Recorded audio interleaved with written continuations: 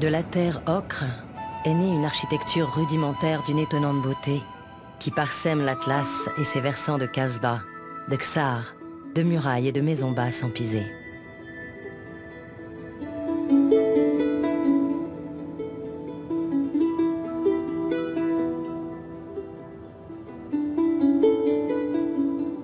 Avec le temps, cet empire de terre tend à disparaître.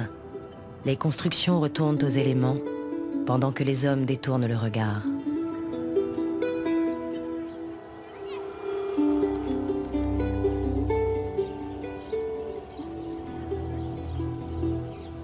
Dans la province de Tata, le douar Agadir Ouzrou, un village fortifié du XVIe siècle, a été sauvé de la destruction.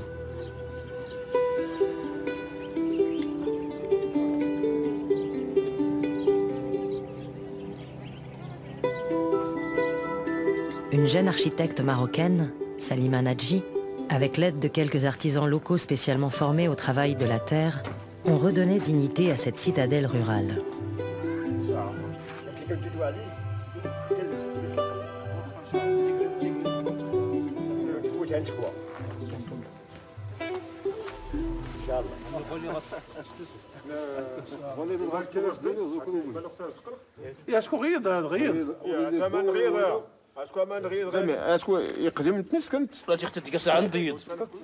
Ali, Mbarek, Bilal, Mohamed et Hamid sont les 5 artisans qui ont œuvré à la restauration du village.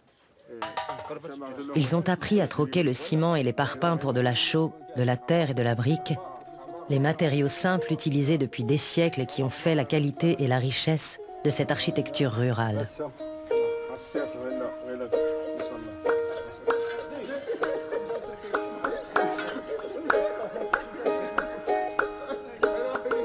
Leur restauration la plus importante est celle de la porte sud du village, qui s'était effondrée.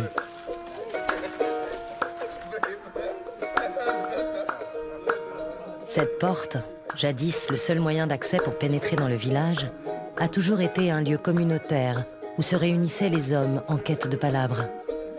Aujourd'hui, elle est redevenue la place publique où se prennent toutes les décisions importantes.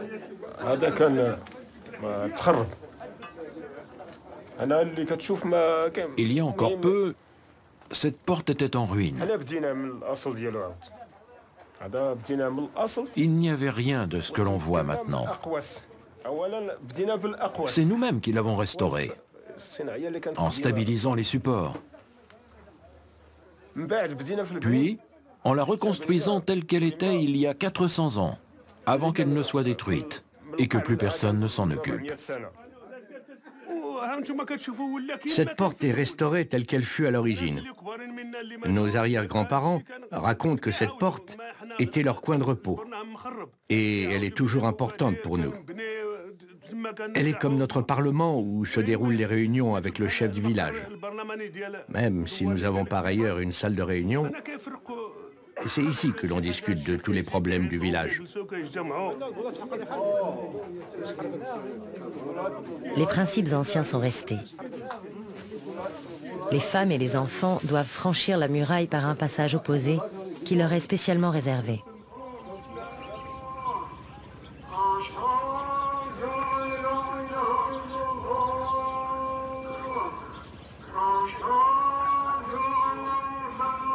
Derrière les façades restaurées de ce village, de grosses bâtisses menacent toujours ruines. Ces vestiges racontent la riche histoire des nobles qui vivaient ici. Ils ont laissé derrière eux ce témoignage architectural d'une très grande valeur.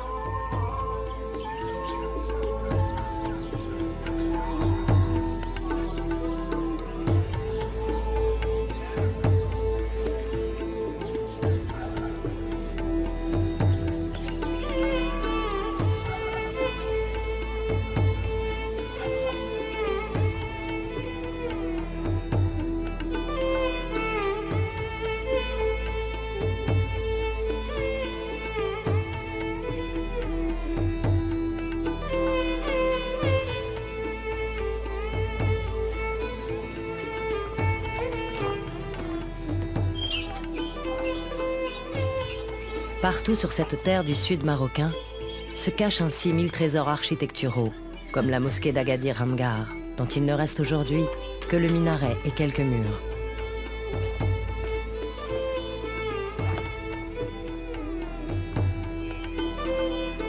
Cette architecture du Moyen-Âge marocain résiste tant bien que mal depuis plus de 9 siècles à la pluie, au vent, au soleil et aux hommes. La terre ocre est le matériau d'excellence de ces régions aux grandes variations climatiques.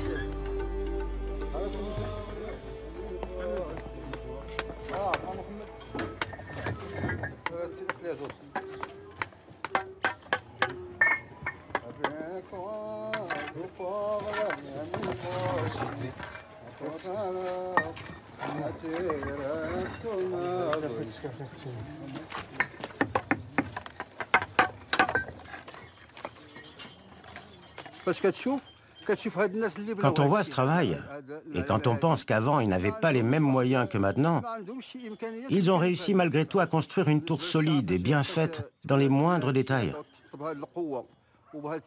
C'est vraiment bien fait parce qu'on a étudié les moindres recoins de ce minaret.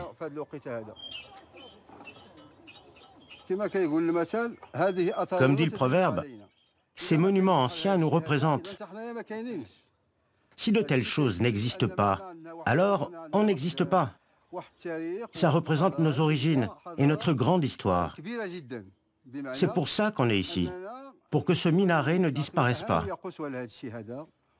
Si ça avait été le cas, nous aussi on aurait disparu. C'est comme si on n'avait jamais existé.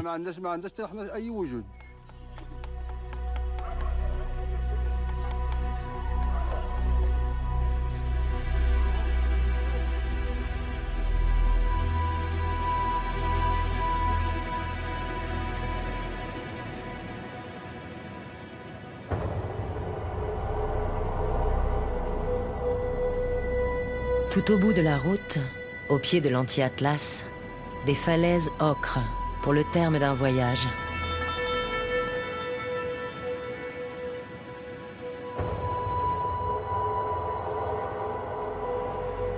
L'homme a construit sur ces fortifications naturelles un grenier, tel une citadelle imprenable.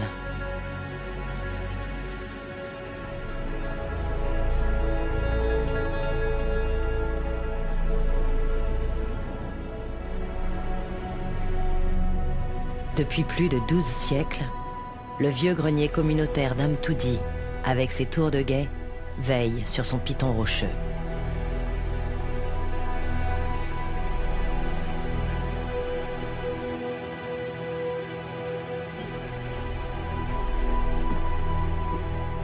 Restauré et transformé en musée, l'Agadir Amtoudi est le symbole d'une architecture marocaine qui a su défier le temps. Il reste à demeure le gardien de la grande histoire de ces régions désertiques.